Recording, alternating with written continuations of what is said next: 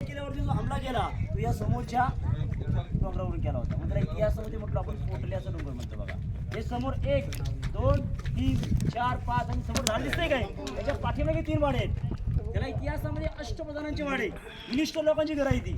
नरेंद्र मोदी मुख्यमंत्री आज रायगड केला तसं इथे राहिले असते, कारण की त्यांची जागा ही राहण्याची होती. फक्त छत गेलं म्हणून ते इथून निघून गेले. म्हणजे स्वराज्याचं मंत्रिमंडळ पहिल्यांदा जगातलं पहिलं निवडलं हे छत्रपती शिवाजी महाराजांनी निवडलं.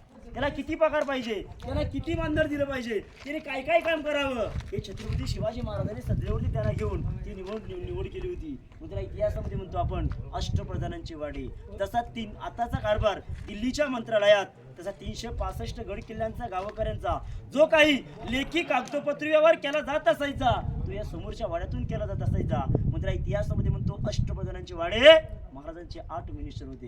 मोरोपंत पिंगळे, हंबीराव मोहिते, अनाजी पंत, रामचंद्र निळकंठ, निराजीरावजी आणि रघुनाथ पंडित अशी त्या मंत्र्यांची नावं असायची. त्याला इतिहासामध्ये म्हणतो आपण अष्टप्रधानांचे वाडे. समोर जाळीवाले 2 खड्डे आहेत, मधला देखील आपल्याला ओपन बघायला भेटतो. ही रेलिंग लावली त्याच्यामुळे आतमध्ये आपल्याला जाता येत नाही.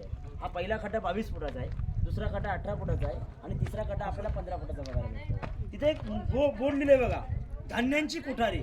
धान्य कोठार म्हणजे कोकणामध्ये फिरतोय आपण आज. हा पट्टा कोकणमध्ये तेव्हा जावळी म्हणायची, पण आता कोकणामध्ये काय म्हणतो थोडक्यात पिऊ किंवा कमी.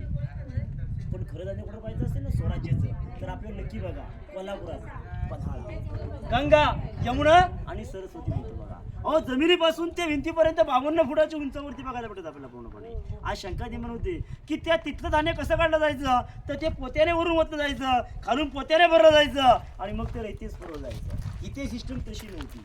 मग तिथून धान्य इथं पुरवलं जात होतं, पण कधी जेव्हा गडाला वेढा पडत नव्हता तेव्हा.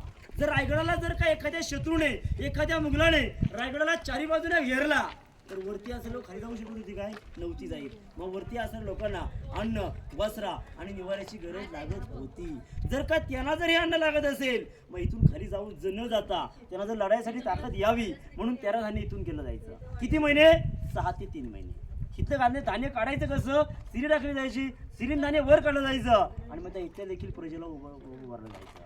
मग राजांच्या नंतर गडावरती पेशवाई सत्ता आली 1733 ते 1818 मध्ये. त्याने या कोटरांचं कैदी कोटार असं यूज केलं. चोरी, लबाडी, फितोरी जो कोणी त्या काळामध्ये करेल त्या काळामध्ये त्या पेशव्याने त्याच्या आतमध्ये त्या कैद्याला 7 दिवस डांबून ठेवला जायचा.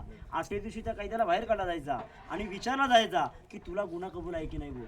जर का तो गुन्हेगार कदाचित नाही म्हणला तर त्या गुन्हेगाराचे हातपाय बांधून त्याला पोत्यात भरायचं, त्या पोत्याची गाड बांधली जायची आणि रायगडाच्या उत्तरेला टोक टकमक टोक पॉईंट तिथून त्याला फेकून दिलं जायचं. पण महाराजांनी सत्यतो रायगड किल्ल्यावरती कुणालाही फेकलेलं नाही आहे, पण संभाजी महाराजांनी एकालाही सोडलेलं नाही आहे. म्हणून तर आज म्हणतो ना, जगावं कसं ते शिकावं शिवबासारखं, जगावं कसं ते शिकावं शिवबासारखं आणि मरावं कसं ते शिकावं ते संभासारखं. कारण की संभाजी महाराजांना रायगड किल्ल्यावर 9 वर्ष राहिली, कुठे इतिहास लिहिला गेलेला नाही म्हटलं आता बघा. मग महाराजांनी धान्य ठेवलं आणि पेशवेने कैदी ठेवले. मग शंका निर्माण होती की नाही की छत्रपतीने कैदी ठेवले नाही, पेशवेनेच का कैदी ठेवले, हा सुद्धा शंका निर्माण होती शिवभक्तांच्या. पण आपल्याला माहिती असेल की कोणताही राजा बाल्य किल्ल्यामध्ये कैदी ठेवू शकत नाहीये. जर इथे कैदी ठेवले असते ना तर समोर महाराजांच्या राण्या राहायच्या, बाजूला दाशा सुद्धा राहायच्या, खाली मंत्री राहायचे आणि आतमध्ये स्वतः राजे राहायचे. जर एखाद्या कैद्याने किंकाळी फोडली तर सगळ्यांना हा प्रॉब्लेम होऊ शकत होता. मग महाराज कैदी कुठे व्हायचे, एक रायगडाच्या असणारा थोमसो प्रकाराचा रिंगाणा आणि ते दुसरा म्हणजे वासोट्या किल्ल्याराजे कैदी ठेवायचे म्हटलं आता बघा. आता आपण महाराजांच्या राहत्या राजवाड्यात जाऊया, जिथे वास्तविक राजाने 10 वर्ष काढलं त्याची माहिती पुढे जाऊन घेऊया. बोला छत्रपती शिवाजी महाराज की जय.